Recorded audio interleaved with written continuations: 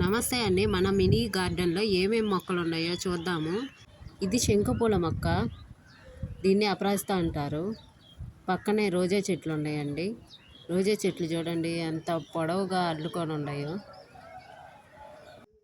ఈ రోజా మొక్కలకి బియ్యం కడిగిన నీళ్ళు, ఎర్రగడ్డ తొక్కులు, కోడిగుడ్డు పులుకులు అవన్నీ వేయడం ద్వారా పువ్వులు బాగా పూస్తాయి. ఎల్లో రోజా చూడండి ఎంత బాగా పూసిందో. ఎల్లో కలర్ చూడడానికి చాలా బాగా అందంగా ఉంది. ఇక్కడే చాలా రకాల మొక్కలు ఉన్నాయి. ఎండకి అంతా ఎండిపోయి ఉన్నాయి. ఆకులు రాలిపోయి ఉన్నాయి. ఇది ఆకుకూర. విత్తనాలు వేస్తే వచ్చున్నాయి. ఇది మిరప చెట్టు. ఇక్కడ గోంగూర చెట్టు కూడా చూద్దాము. చాలా పొడవుగా ఉంది కదా ఈ గోంగూర చెట్టు. ఇక్కడే మల్లి చెట్టు కూడా ఉంది. ఇప్పుడిప్పుడే మొగ్గలేస్తున్నాయి.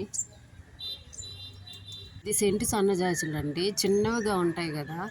సన్నజాజుల కాడి కంటే ఇవి చిన్నగా ఉంటాయి. కాకపోతే భలే స్మెల్ వస్తుంటాయి. ఇంకా బాగా అల్లుకుంటా ఉంది. ఇక్కడ కూడా ఒక మిరప చెట్టు ఉంది. ఆకుకూర కూడా ఉంది. ఇది పడగంటాకు. చాలల్లో కూడా దొరుకుతుంది. మనం దీనిని తాలింపు చేసుకోవచ్చు పప్పు వేసుకొని. ఈ కొమ్మలు కట్ చేసుకుంటా ఉండాలి. మళ్ళీ కొత్త ఇగుర్లు పెట్టుకుంటా వస్తుంటాయి. ఇది మనీ ప్లాంట్ చెట్టు. మా పల్లెటూరులో దీన్ని డబ్బుల చెట్టు కూడా అంటుంటారు. ఇది ఉంటే ఇంట్లో డబ్బులు ఉంటాయంట. అది ఎంతవరకు నిజమో నాకైతే తెలీదు. బాగా అల్లుకుంటుంది.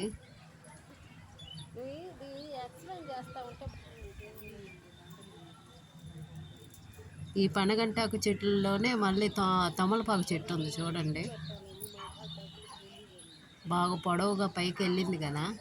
ఇది కొమ్మలు కట్ చేసి మళ్ళీ మనం నాటుకోవచ్చు. కొత్త మొక్కలుగా వస్తాయి కొత్త మొక్కలు.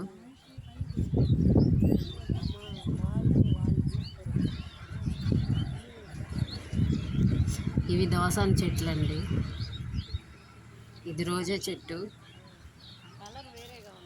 వాటికి తిన్న తొక్కలు అవన్నీ వేస్తే ఇంకా బాగా ఎరువు వస్తుంది. అందుకే వేసింది. ఇది ఈ రోజే చూడండి ఈ కలర్ ఎంత బాగుందో చూడడానికి.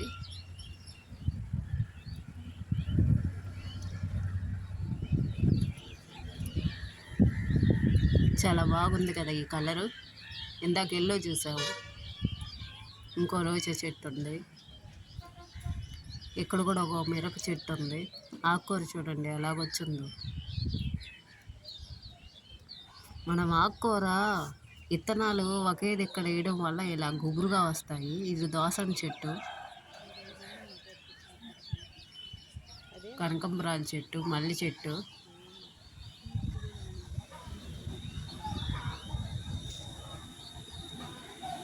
ఈ దోసన చెట్లు చూడండి. ఇది సన్నజాజి. పక్కనన్నీ దోసన చెట్లే ఉండేది. చామంతి చెట్టు, వంకాయ చెట్టు చూడండి. ఇప్పుడిప్పుడే పోతేస్తుంది. పెద్ద చెట్టు అయ్యింది. కాయలు కాస్తా ఉంటాయి.